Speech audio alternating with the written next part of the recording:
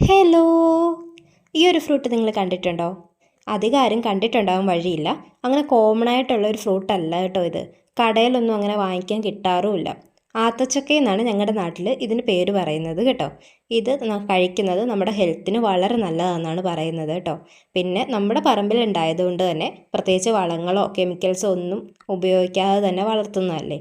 അപ്പോൾ അതുകൊണ്ട് എന്തായാലും നമ്മുടെ ഹെൽത്തിന് ഇങ്ങനെയുള്ള ഫ്രൂട്ടുകളൊക്കെ കഴിക്കുന്നത് വളരെ നല്ലതായിരിക്കും കേട്ടോ.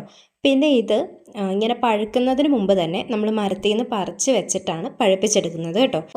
ഒരാഴ്ച മുന്നേ തന്നെ പറിച്ച് വെച്ചിട്ടുണ്ടായിരുന്നതാണ് കേട്ടോ. ഇതൊരു 2-3 ദിവസം വെക്കുമ്പോൾ തന്നെ ഇത് നന്നായിട്ട് പഴുക്കുവേ. പക്ഷെ നമ്മളിത് വെച്ചിട്ടുള്ള കാര്യം മറന്നു പോയതുകൊണ്ടാണ് ഒരാഴ്ച വെക്കേണ്ട വന്നത് കേട്ടോ.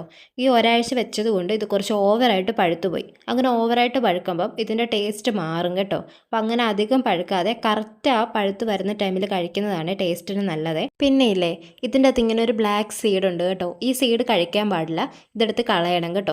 നിങ്ങൾ ഈ ഫ്രൂട്ട് കഴിച്ചിട്ടുണ്ടെങ്കിൽ കമൻറ്റ് ചെയ്യാൻ മറക്കണ്ട. അടുത്തൊരു വീഡിയോയിൽ വീണ്ടും വരാം. താങ്ക്